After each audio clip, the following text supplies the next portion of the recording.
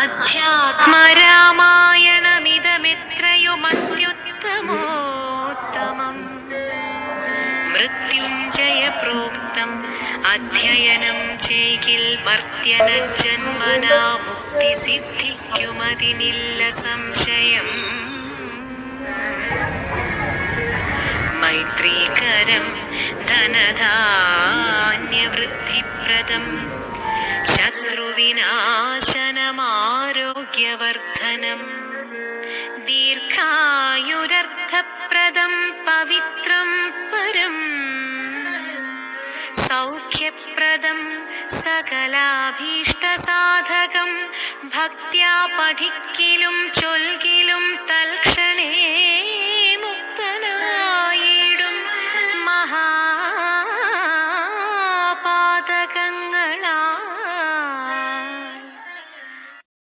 അസാമാന്യത്തിലൂടെ സഞ്ചരിച്ച സഹോദരങ്ങൾ പോലും കൂട്ടായി ഉണ്ടാവുകയില്ല എന്ന് രാവണന്റെ കഥ നമ്മെ പഠിപ്പിക്കുന്നു. എന്തായാലും വേദതത്വങ്ങൾ മനുഷ്യ മനസ്സിലേക്ക് എത്തുക, ശാശ്വതവും ശാന്തവുമായ ഒരു ഭൗതിക ജീവിതം ചിട്ടപ്പെടുത്തുക, ഭയമില്ലാതെ ഈ ലോകത്ത് ജീവിക്കുക, ഇതൊക്കെയാണ് ഈ ഗ്രന്ഥത്തിന്റെ പ്രഭാഷണത്തിലൂടെയും പാരായണത്തിലൂടെയും ഒക്കെ നാം ജീവിതത്തിൽ എടുക്കേണ്ടത്. ഓരോ കഥാപാത്രം നമ്മുടെ മുന്നിലേക്ക് വരുന്ന ഓരോ കഥാപാത്രത്തിൽ നിന്നും നമുക്ക് പെറുക്കിയെടുക്കാൻ ഒട്ടേറെ കാര്യങ്ങളുണ്ട്. മനുഷ്യനെ ആധ്യാത്മികമായും ഭൗതികമായും ഉയർത്തേണ്ടുന്ന നിരവധി മൂല്യങ്ങള് രാമായണത്തിലുണ്ട്. ഇത് പാരായണം ചെയ്യുന്നവർക്കും ശ്രവിക്കുന്നവർക്കും തീർച്ചയായും ഭക്തിയും ജ്ഞാനവും ഒരു മനുഷ്യന് ഈ ലോക ജീവിതത്തിൽ വന്നു ചേരേണ്ട വിദഗ്ധയും എല്ലാം ജീവിതത്തിൽ പരാജയപ്പെട്ടവരെ കൂടി നമ്മൾ പഠിക്കേണ്ടതുണ്ട്. കാരണം വിജയം ആഗ്രഹിക്കുന്നവൻ പഠിക്കേണ്ടത് പരാജയപ്പെട്ടവരെയാണ്. രാമന്റെ കഥയേക്കാൾ കൂടുതൽ നാം മനസ്സിലാക്കേണ്ടത് രാവണന്റെ കഥയാണ്. എന്തുകൊണ്ടാണ് രാമൻ തോറ്റുപോയത്? എല്ലാം ഉണ്ടായിരുന്നില്ലേ? രാമനേക്കാൾ ഏറ്റവും ശ്രേഷ്ഠമായ കുലം, ശാസ്ത്രജ്ഞാനത്തിൽ അഗ്രഗണ്യൻ, സമവേദത്തിന്റെ ആചാര്യൻ, നാരീരത്നമായ മണ്ഡോദരിയാണ് ഭാര്യ, വിശ്രമസിന്റെ പുത്രൻ. ആലോചിച്ച് നോക്കൂ, ഇത്രയും ശ്രേഷ്ഠമായ ആ ജന്മം എങ്ങനെയാണ് അധപ്പതിച്ചു പോയത്?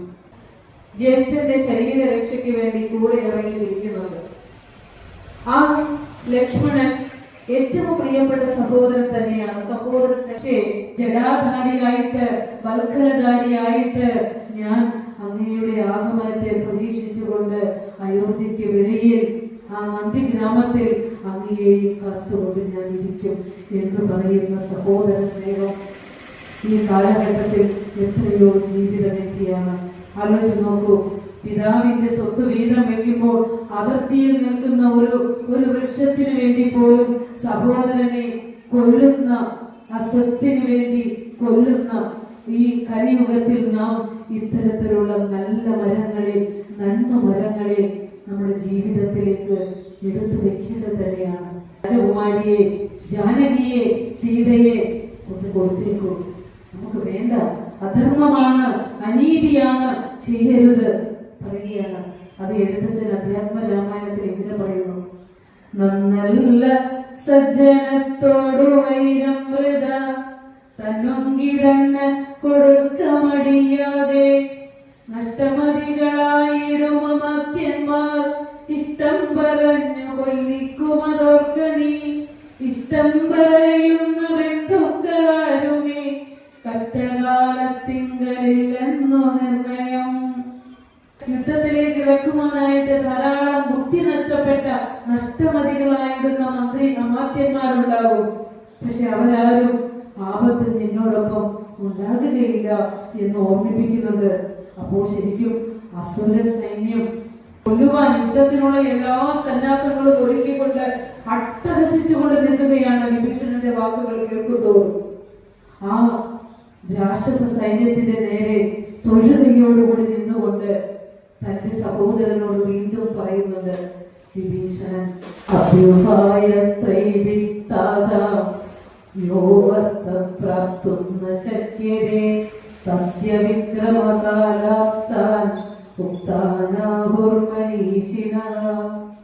അല്ലയോ സഹോദര, 3 ഉപായങ്ങൾ, സാമദാന ഭേദം. ഈ 3 ഉപായങ്ങൾ ഫലിച്ചില്ലെങ്കിൽ മാത്രമേ 4ാമത്തെ ഉപായമായ ദണ്ഡത്തിലേക്ക്, യുദ്ധത്തിലേക്ക് കടക്കാൻ പാടുള്ളൂ. തസ്യ വിക്രമകാല, പരാക്രമത്തിന് കാലമായി എന്ന് ഉക്താനി പറയപ്പെട്ടിരിക്കുന്നു. മനീഷിനഹ, രാജ്യതന്ത്രജ്ഞരായ മഹാമനീഷികൾ, നയതന്ത്രജ്ഞരായ മഹാമനീഷികൾ പറഞ്ഞിരിക്കുന്നു. ഇന്ന് ലോകരാഷ്ട്രങ്ങൾ തമ്മിൽ മതത്തിന്റെയും വർഗത്തിന്റെയും വർണ്ണത്തിന്റെയും പേരിൽ കലഹിക്കുമ്പോൾ ഭാരതത്തിന് അതിൻ്റെതായ ഒരു സംസ്കാരമുണ്ട്. അത് രാമായണാദി ഇതിഹാസ ഗ്രന്ഥങ്ങൾ കൊടുക്കുന്ന തുല്യമായ ഒരു സംസ്കാരം തന്നെയാണെങ്കിൽ ഫലം അനുഭവിക്കേണ്ടി വരും. ഇതാണ് രാമായണം. ഇതാണ് രാമായണത്തിൽ നാം ചേർത്ത് വെക്കേണ്ടത്. ഏതാനും മാസങ്ങൾക്ക് മുമ്പ്, അധികമായിട്ടില്ല, നമ്മൾ ഭീതി നമ്മളെ വിട്ടുപോയിട്ടില്ല. ജാതി നോക്കി, മതം നോക്കി മനുഷ്യന്റെ നെഞ്ചിലേക്ക് നിറയൊഴിക്കുമ്പോൾ ഭാരതത്തിന് അതിൻ്റെതായ ഒരു സംസ്കാരമുണ്ട്. യുദ്ധത്തിലെ ഉത്തരകാണ്ഡനൊക്കെ എത്തുമ്പോൾ, യുദ്ധം കഴിയുമ്പോൾ രാവണൻ ശരിക്കും അധർമ്മത്തിനെതിരെയുള്ള ധർമ്മയുദ്ധമാണ് നടന്നത്. അന്യന്റെ ഭാര്യയെ സ്വായത്തമാക്കി വെക്കുന്നത് അധർമ്മം തന്നെയല്ലേ? അപ്പോൾ അതിനെതിരെ യുദ്ധം ചെയ്ത ശ്രീരാമചന്ദ്രൻ വിജയം കൈവരിക്കുന്നു. രാവണൻ യുദ്ധത്തിൽ വീരമൊക്കെ വരിക്കുന്നുണ്ട്. പക്ഷെ അവിടെയും രാമന്റെ സംസ്കാരം, ഭാരതത്തിന്റെ സംസ്കാരം, അത് രാമൻ പറയുകയാണ് വിഭീഷണനോട്, നീ ഇവിടെ നിന്റെ സഹോദരൻ രാജോചിതമായി പൊരുതി മരിച്ചിരിക്കുന്നു. ആ രാവണനെ ഒരു രാജാവിന് ചേരുന്ന അന്തിമ സംസ്കാര ക്രിയകൾ ചെയ്യണം എന്ന് പറയുകയും വിഭീഷണനോട് കൂടെ നിന്നുകൊണ്ട് തന്നെ രാവണന്റെ അന്തിമ സംസ്കാര ക്രിയകൾ ചെയ്യുകയും വിഭീഷണന് രാജ്യം അഭിഷേകം നടത്തുകയും ആ പട്ടാഭിഷേകം നടത്തുകയും ചെയ്യുന്നുണ്ട് ശ്രീരാമചന്ദ്രൻ. ആലോചിച്ച് നോക്കൂ. അവിടെ ശരിക്കും പറഞ്ഞാൽ ഈ ഭാരതീയ രാജധർമ്മത്തിന്റെ, ആ നീതിശാസ്ത്രത്തിന്റെ ഉത്തമ ഉദാഹരണമാണ് ലങ്കയിൽ ശ്രീരാമചന്ദ്രൻ നടത്തിയ വിഭീഷണ പട്ടാഭിഷേകം എന്നറിയുക. അവിടെ യുദ്ധം ഒരിക്കലും രാജ്യം കീഴടക്കാനായിരുന്നില്ല, ധർമ്മയുദ്ധമായിരുന്നു.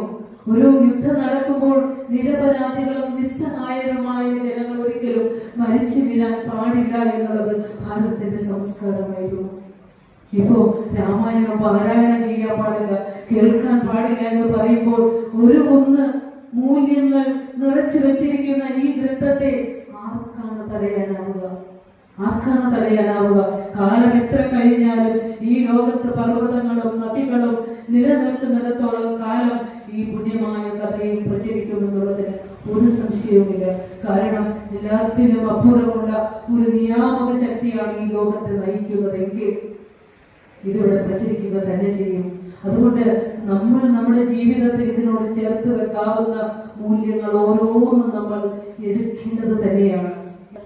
അധ്യാത്മ രാമായണം ഒത്തിരി മനുഷ്യ മനസ്സുകളിൽ ജീവിത സത്യത്തിന്റെ നല്ല പാഠങ്ങൾ പറഞ്ഞു കൊടുക്കുന്നുണ്ട്.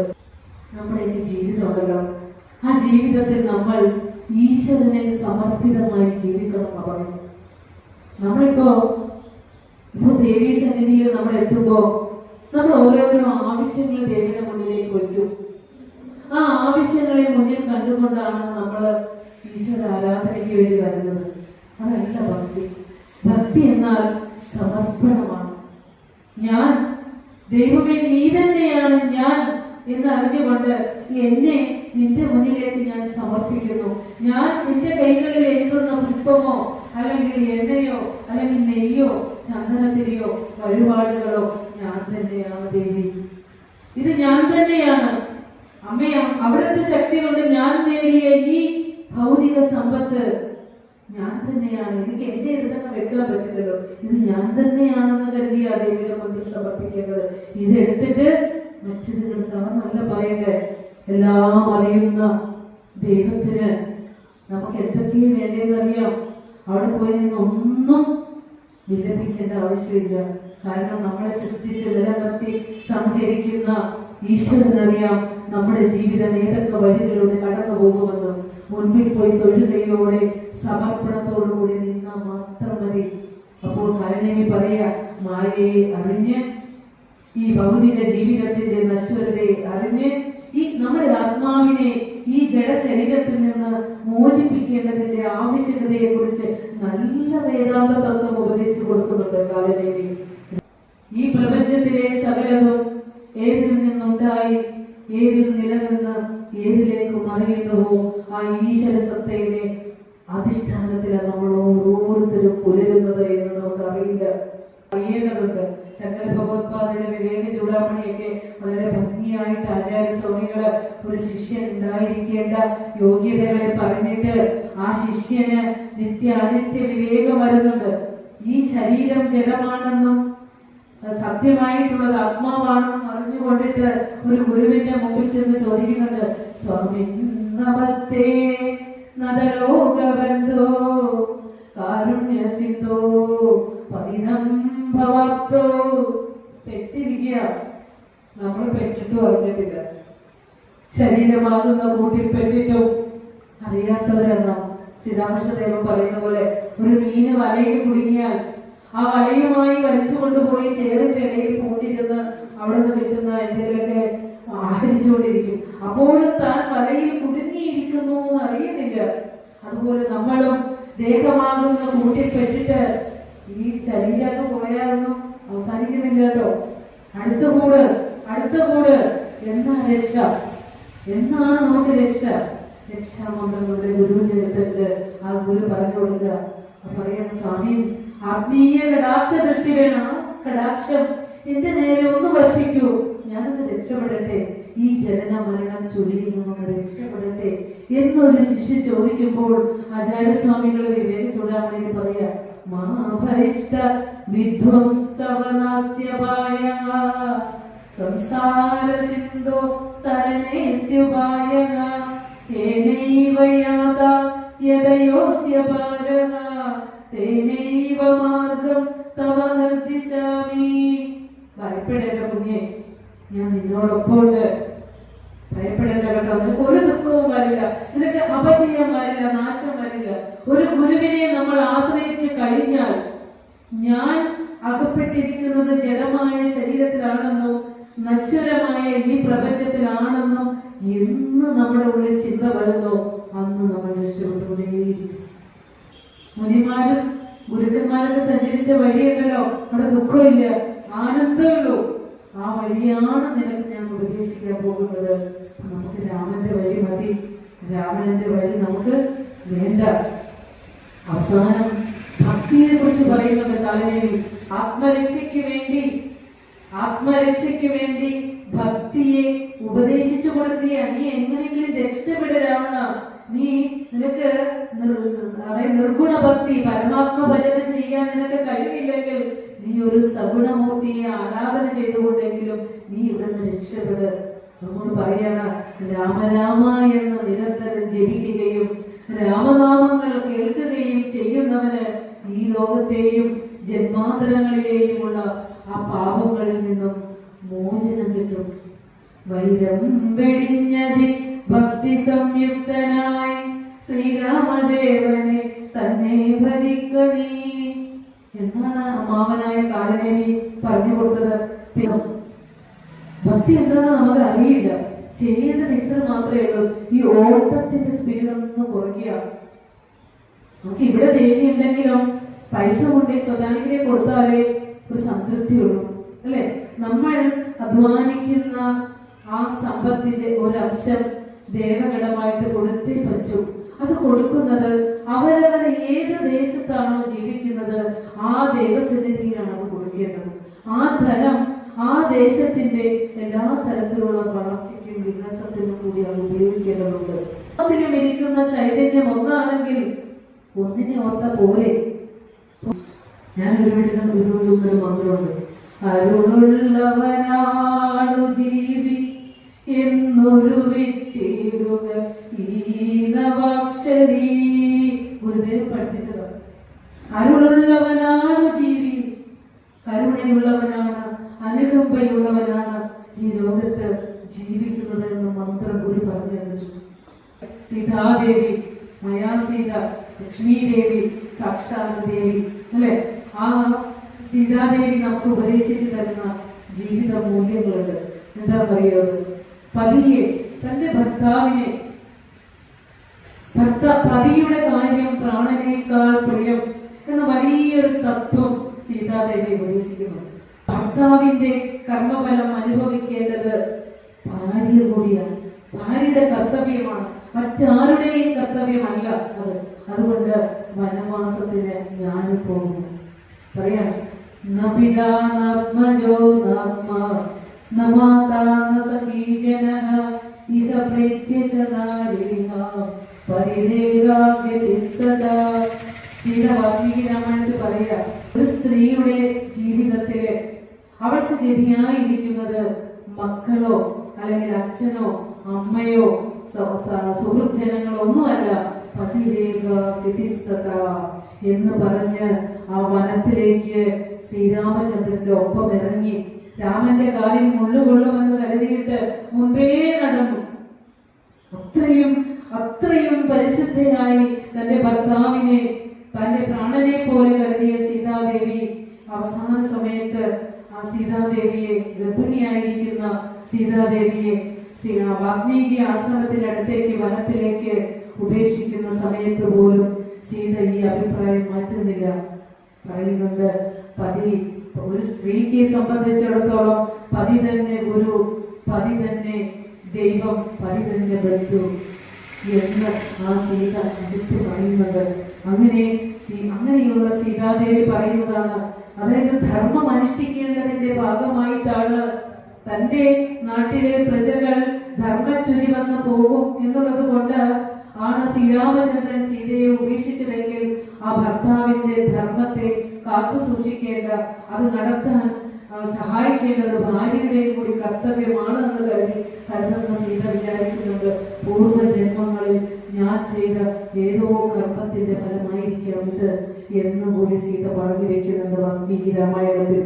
അങ്ങനെ സീതയെ വാൽമീകി ആശ്രമത്തിന്റെ അടുത്ത് ഉപേക്ഷിച്ചിട്ട് കടന്നു പോകാൻ ഒരുങ്ങുമ്പോൾ സീത പറയുന്നുണ്ട് ലക്ഷ്മണനോട്, ഋതുകാലം തെറ്റിയ എന്റെ മുഖം കണ്ടുകൊണ്ട് നീ പൊയ്ക്കൊള്ളൂ ലക്ഷ്മണ. ഋതുകാലം തെറ്റിയ ഗർഭിണിയായിരിക്കുന്ന എന്റെ മുഖം കണ്ടുകൊണ്ട് പൊയ്ക്കോളൂ. കരഞ്ഞിയ കണ്ണുകളുമായിട്ട് ഹൃദയം തകരുന്ന വേദനയോടുകൂടി ജ്യേഷ്ഠത്തിയെ നമസ്കരിച്ചിട്ട് ചുറ്റും പ്രദക്ഷിണം വെച്ചിട്ട് ഭൂമിയിൽ വീണ് നമസ്കരിച്ചിട്ട് കലങ്ങിയ കണ്ണുകളോടുകൂടി കണ്ണീരണിഞ്ഞുകൊണ്ട് ലക്ഷ്മണകുമാരൻ സൗമിത്രി പറയുന്നത്, ശോഭനെ, ഞാൻ എങ്ങനെയാണ് അവിടുത്തെ മുഖത്തേക്ക് നോക്കുക? ഞാൻ ഇന്നുവരെ എന്റെ ജ്യേഷ്ഠത്തിയുടെ മുഖമോ രൂപമോ കണ്ടിട്ടില്ല. പാദം ഞാൻ കണ്ടിട്ടുണ്ട്. പാദുകം ജാനാമി നിത്യം പാദോപസേവനം. ആ പാദത്തെ എന്നും നമസ്കരിക്കുമ്പോൾ ആ പാദങ്ങൾ ഞാൻ കണ്ടിട്ടുണ്ട്. അവിടുത്തെ രൂപം ഞാൻ കണ്ടിട്ടില്ല. ആ രൂപത്തെ നോക്കിക്കൊണ്ട് ആ രാമനില്ലാത്ത ജ്യേഷ്ഠനില്ലാത്ത ഈ വനത്തിൽ ഞാൻ എങ്ങനെയാണ് അവിടുത്തെ മുഖത്ത് നോക്കിക്കൊണ്ട് അവിടത്തേക്ക് ആശ്വാസവാക്കുകൾ ചൊരിയുക എന്ന് സീതാദേവി ചോദിക്കുന്നുണ്ട്. ഓർക്കണം, കർമ്മഫലം പ്രാരബ്ധ കർമ്മം നമ്മൾ അനുഭവിച്ചേ പറ്റൂ.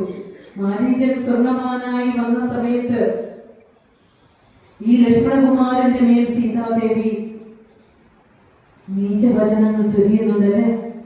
അത് നമ്മുടെയൊക്കെ മനസ്സിൽ നിന്നും എന്തുകൊണ്ടാണ് സീതാദേവി അങ്ങനെ പറഞ്ഞത് നമ്മൾ എപ്പോഴും ഓർക്കാറുണ്ട്. സീതാദേവിയെ രാമൻ അപഹരിച്ചുകൊണ്ട് പോയപ്പോൾ സീതയുടെ ആഭരണങ്ങള് രാമന്റെ കയ്യിൽ കിട്ടുമ്പോൾ കരഞ്ഞുകൊണ്ട് രാമൻ ചോദിക്കുന്നുണ്ട്, ഇത് നിന്റെ ജ്യേഷ്ഠത്തിയുടെയാണോ ലക്ഷ്മണ? ഇത് നിന്റെ ജ്യേഷ്ഠത്തിയുടെയാണോ? കങ്കണങ്ങളും മാലയൊക്കെ ചോദിക്കുന്നുണ്ട്. അറിയില്ല ജ്യേഷ്ഠ, എനിക്കറിയില്ല. അപ്പോഴാണ് പാദസരം എടുക്കുമ്പോൾ പറയുന്നുണ്ട്, ഇതെന്റെ ജ്യേഷ്ഠത്തിയുടേതാണ് എന്ന് ഞാൻ പാദ നമസ്കാരം ചെയ്യുമ്പോൾ കാണുന്നതാണ്. എന്തിനാണ് രാമൻ ഉപേക്ഷിച്ചതെന്ന് ചോദിച്ചു പോകാത്തവരാരും ഇല്ല. പക്ഷെ ഏൽപ്പിച്ചിരിക്കുന്നത് ഒരു ആശ്രമത്തിലാണ്. ആശ്രമസന്നിഭമായ ഒരു അന്തരീക്ഷത്തിൽ ആ ശിശുക്കൾ ആ ദൈവനാമങ്ങൾ കേട്ട് ചൈതന്യത്തിൽ ആ കുഞ്ഞുങ്ങൾക്ക് വയറ്റിൽ കിടക്കുന്ന കുഞ്ഞിന് വളരാനും സാധിക്കുമെന്നുള്ള ഒരു തത്വവും കൂടി അവിടെയുണ്ട്. അപ്പോൾ 1-ാം നൂറ്റാണ്ടിലെ കാളിദാസ വചനം പറഞ്ഞുകൊണ്ട് നിർത്തുകയാണ്. കാളിദാസ മഹാകവി 1-ാം നൂറ്റാണ്ടിൽ ജീവിച്ചിരുന്നു. തന്റെ രഘുവംശം എന്ന സർവോത്തരമായ ഒരു കാവ്യം രചിച്ചിട്ടുണ്ട് കാളിദാസൻ. കാളിദാസൻ പറയുന്നുണ്ട്, ലക്ഷ്മണൻ സീതയെ ഉപേക്ഷിച്ചിട്ട് പോകാൻ പോകുമ്പോൾ ഒരിക്കലും വാൽമീകി രാമായണത്തിലോ അധ്യാത്മ രാമായണത്തിലോ സീത പരത്ത വാക്കുകളിൽ സംസാരിക്കുന്നില്ല കേട്ടോ. ഇവിടെ കാളിദാസൻ സീതയെ കൊണ്ട് സംസാരിപ്പിക്കുന്നുണ്ട്. സീത ലക്ഷ്മണനോട് പറയുന്നുണ്ട്,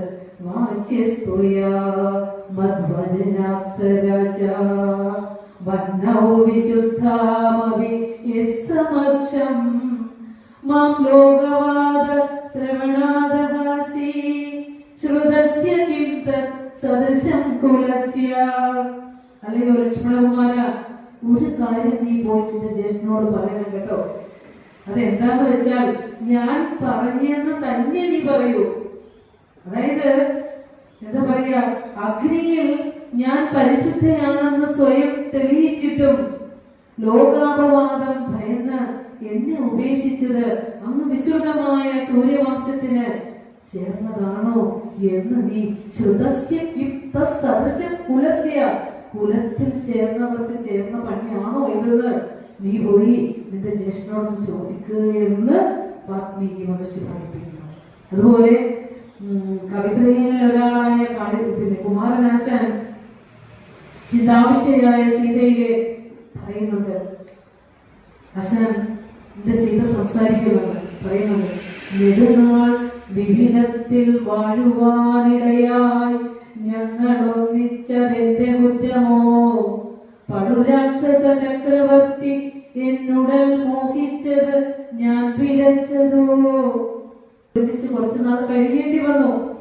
അത് എന്റെ കുറ്റം കൊണ്ടല്ല, രാമന് വേണ്ടിയാണ് ഞാൻ വന്നത്. ഞാനൊരിക്കലും രാവണനെ കാമിച്ചിട്ടില്ല. രാവണൻ, ആ പടുരാക്ഷസ ചക്രവർത്തി എന്റെ ഉടൽ മോഹിച്ചത് ഞാൻ പിഴച്ചതോ, ഞാൻ ചെയ്ത തെറ്റാണോ എന്ന് ചോദിക്കുന്നുണ്ട്. ഏതായാലും രാമായണത്തിൽ പെറുക്കിയെടുക്കാൻ ഒത്തിരി ഒത്തിരി മൂല്യങ്ങളുണ്ടെന്ന് നമ്മൾ പറഞ്ഞു. ഓരോന്നും നമ്മുടെ ജീവിതത്തിലേക്ക് ഇട്ട് അത് തെളിയിച്ച് നല്ല പാഠങ്ങള്, നന്മ ഫലങ്ങൾ വളർത്തിയെടുക്കണം. രാമന്റെ അയനമായ രാമായണം ഇനിയുള്ള ദിവസങ്ങളിൽ രാമനിലേക്കുള്ള അയനമാക്കി മാറ്റിക്കൊണ്ട് ബുദ്ധിയെ തെളിയിച്ച് നല്ല വഴിയെ കൊണ്ടുപോകുവാൻ ശ്രീരാമചന്ദ്ര ഭഗവാന്റെ അനുഗ്രഹം ഉണ്ടാകട്ടെ എന്ന് പ്രാർത്ഥിച്ചുകൊണ്ട് ഈ വാക്കുകൾ ഗുരുപാദങ്ങളിൽ, ദേവീ സന്നിധിയിൽ, ശ്രീരാമപാദങ്ങളിൽ സമർപ്പിച്ചുകൊണ്ട് നിർത്തുന്നു. ഗുരുവോം തത്സത്.